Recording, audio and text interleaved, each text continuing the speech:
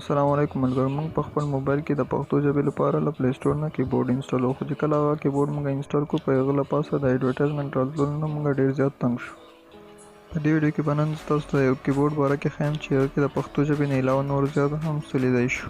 د ویډیو شروع کېدلو نه اول که تاسو زموږ چینل نه سبسکرایب کړئ، سبسکرایب یې کړئ. او که چېرته تاسو دا ویډیو زموږ په فیسبوک پاڼه ګورئ نو زموږ پیج ضرور فالو کړئ. کله چې موږ خپل پلی سټور ته راشو نو ګوګل کیبورډ په سرچ کړو. د ګوګل کیبورډ چې موږ سرچ کړو نو زموږ خواته به Gboard راشي چې ما انسټال کړی، تاسو به یې انسټال کړئ او بیا به د دغه لیک سیټینګ وکړو. کله چې د دې سیټینګ ته راشو په لینګویج به کلیک وکړو او دلته ایډ په لینګویج به کلیک وکړو او دلته به ایډ لینګویج کړو.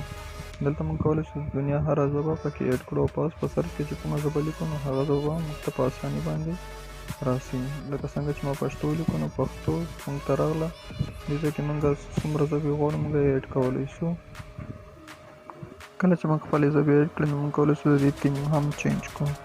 نو په تیم باندې به کلیک وکړو، بیا به دلته کوم عکس کوم موږ غواړو نو دې ځای نه موږ لګولی شو. او که غواړو چې خپل عکس پرې ولګو هغه هم موږ لګولی شو. د خپل عکس لګولو لپاره به موږ په پلس نشان باندې کلیک وکړو. بیا چې زموږ ګیلري راسي، ګیلري نه به یو تصویر سلیکټ کړو. کله چې موږ خپل تصویر سلیکټ کړو موږ کولی شو دلته د تصویر برایټنس زیات کړو. مطلب ستاسو مرضي چې تاسو په څه طریقه کوئ چې زیات خپ درته ښکاري سي یا زیات تیز درته ښکاري سي. بیا به په ډن باندې کلیک وکړو او دلته به اپلای کړو. دلته به زموږ عکس چینج سي. اوس به موږ خپل د کیبورډ فیچرز ته راسو. دلته چې اوس موږ څه لیکل غواړو په پښتو باندې یا په بله ژبه باندې موږ له دې ځای نه په اسانه لیکلی شو. تاسو کتلی شئ چې په دې باندې هېڅ ایډورټایزمنټ نه ده شته. کله چې موږ د دنیا په نشان باندې کلیک وکړو دلته به زموږ ژبه کوم چې موږ ایډ کړې وي هغه به چینج کېږي په دې ځای کې. کله چې موږ په دې 3 ډاټ باندې کلیک وکړو دلته موږ ته نور هم څه میلاویږي. نو په دې کې له ټول نه ښه شی چې دی هغه ټرانسلیټ دی. د ټرانسلیټ په ترو موږ کولی شو چې موږ په پښتو ژبه څه ولیکو او هغه په انګلیش باندې په خپله ترجمه سي او هغه نفر ته موږ هغه میسج ولیږو. دلته تاسو کتلی شئ ډېرې ژبې دي پکې، د دنیا هره ژبه شته پکې. دلته تاسو په پښتو لیکلی شئ او په انګلیش به هغه ته میسج جوړېږي. اوس ګورئ دلته په پښتو باندې چې څه ولیکم هغه هلته په مسنجر کې په انګلیش لیکل کېږي.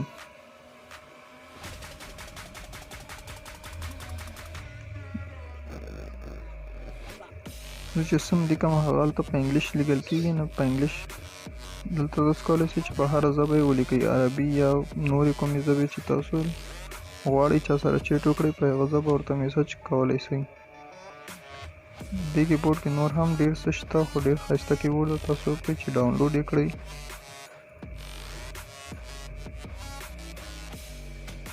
تاسو که هر څه دې کیبورډ کې لیکل غواړئ هغه به هلته په انګلیش باندې ټرانسلیټ کېږي په خپله او هغه میسج تاسو په اسانه خپل ملګري ته لیږلی شئ. دلته تاسو کتلی شئ چې په دې کې نورې هم ډېر ژبې دي. په کومه ژبه ټرانسلیټ کول غواړئ ټولې ژبې پکې شته.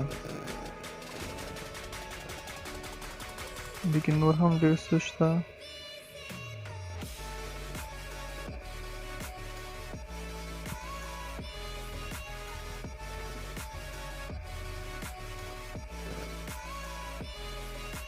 تاسو کولی شئ چې د کیبورډ نه مکمله فایده واخلئ. تاسو ډاونلوډ کړئ ضرور. په دې کې MG ډېر زیات دی او تاسو له ټول نه ښه شی دا ده چې تاسو یې سرچ کولی هم شئ.